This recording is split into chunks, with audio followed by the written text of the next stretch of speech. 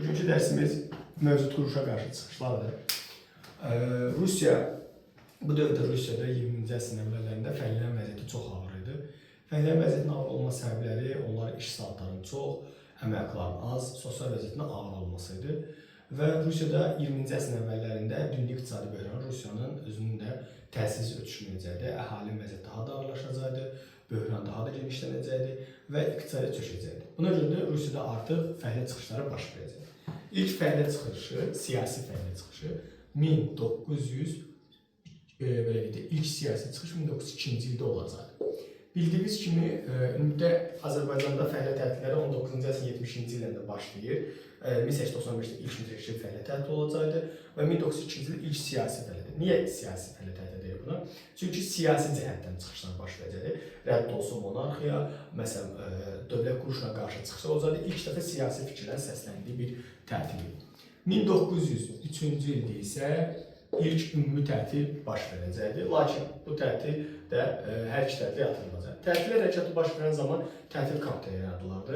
Tətil komitələri yəni nümayəndə yaradılırdı. Onlar öz tələblərini ifadə edirlər sahibkarlara və dövlət qarşısında. Lakin bu tətil hərəkatları hamısı yatırılacaqdı. 1904-cü ildə əhali daha çox ayağa qalxacaqdı və 1904-cü ildə artıq sahibkarlarla fəhlələr arasında müştərək müqavilə olan Mazut Konstitusiyası imzalanacaq.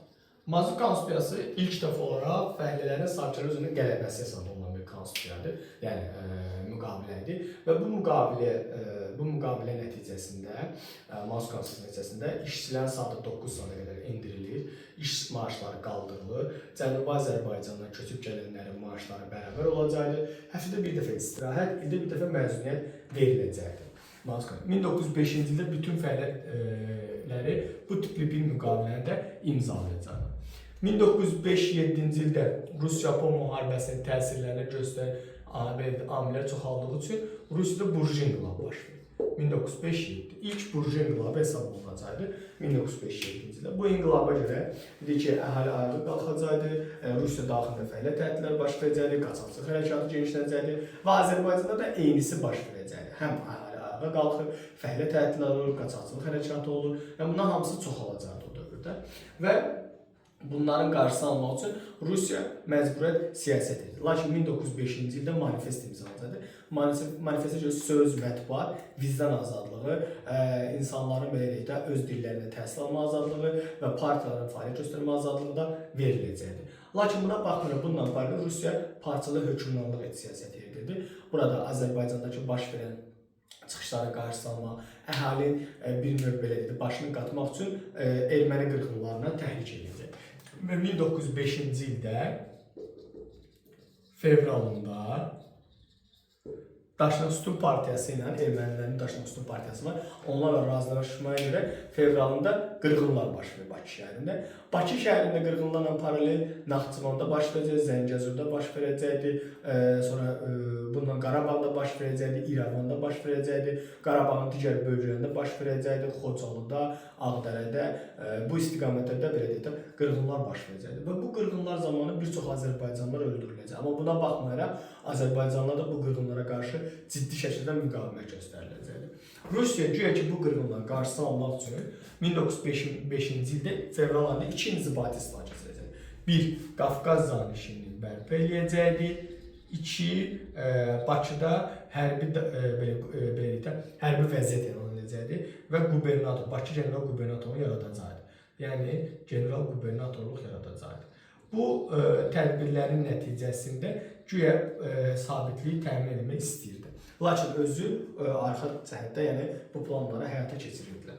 Bu dövrdə 1905-ci ildə Şuşada güya ki erməninin öldürülməsinə qədər olaraq belə deyək də erməni xalqı ayağa qalxacaq, Şuşada ermənilər ayağa qalxacaqdı və bir çox toqquşmalar yaşanacaqdı. Lakin bu toqquşmalar nəticəsində onlar məğlub olacaqdı və ağ bayraq qaldıracaqdılar. Lakin 1906-cı ildə artıq Rus komandanın köməyi ilə, Kazakların köməyi ilə Qarabağda və xüsusən də Şuşada qətliamlar törədiləcəkdi. 1906-da Şuşa qətliamı baş verəcəkdi. 1906-cı ildə ermənilərlə Azərbaycanlılar arasında Tiflisdə barışıq belə deyək də komissiyası qurulacaqdı. Hər iki tərəf həm Azərbaycanla da, həm də Daşnasutun partiyasının nümayəndələri ki, bu qırğınların qarşısı alsın. Azərbaycan tərəfi bu qırğınların bilərəkdən həyata keçirildiyini, Rusiyanın buna bilərəkdən kömək elədiyini və o ermənilərin arxasında durduğunu sübut edən çıxışlar verəcəklər. Rusiya bu dövrdə dediyimiz kimi manifest imzaladıktan sonra bu manifestdə Türk xalqları, Rusiya müsəlmanları ümumilikdə bir bayraq altında birləşmə qərarı alırlar və 1905-ci ildə Ümumi-Rusiya birinci qurultayı həyata keçiriləcəkdir. Bu dövrdə Azərbaycan ziyalıların rəhbəri Topçubaşov idi. Topçubaşov rəhbərliyi altında Ümumi-Rusiya müsəlmanların qurultayında qərar alındı ki, Müsəlman adlı təşkilat mərkəzi ittifaq yaradılacaqdı. Bu ittifaqla paraleldə Rusiya müsəlmanlarının mədəni birliklərini, təhsil səviyyələrinin artırılması və onlara bərabərlik hüququnun verilməsi ilə bağlı mübarizə aparacaqlarına dair qərar qəbul edildi. 1906-cı ildə ikinci qurultay keçirilir. Bu birinci qurultay idi. Bu ikinci qurultay keçiriləcəkdir. İkinci qurultayda təşkilatın proqram və nizamnaməsi qəbul ediləcəkdir. Bir də ikinci qurultayda bütün Rusiya müsəlmanları vahid bir cəbhədə birləşib Rusiyaya qarşı mübarizə aparma qərarı alınacaqdır. Üçüncü qurultay 1906-cı ilin avqustunda keçiriləcəkdir. Burada Müsəlman İttifaq Təşkilatının mərkəzi ofisi olan Bakı şəhəri təyin ediləcəkdir və burada da daimi iclasların keçirilməsi və həmçinin bununla paraleldə müsəlmanların bir növ milli birliyinin, bərabərliyinin bərqərar edilməsinə bir növ dəstək olacaqlarını elan etmişlər. Bu dövrdə Rusiyada həmçinin Rusiya manifestinin məhdud səviyyədə dumalar çağırılması, yəni parlament çağırılması haqqında qərar verilmişdi. Birinci Dövlət Duması 1905-ci ildə qərar verilir və 1906-cı ildə çağırılır.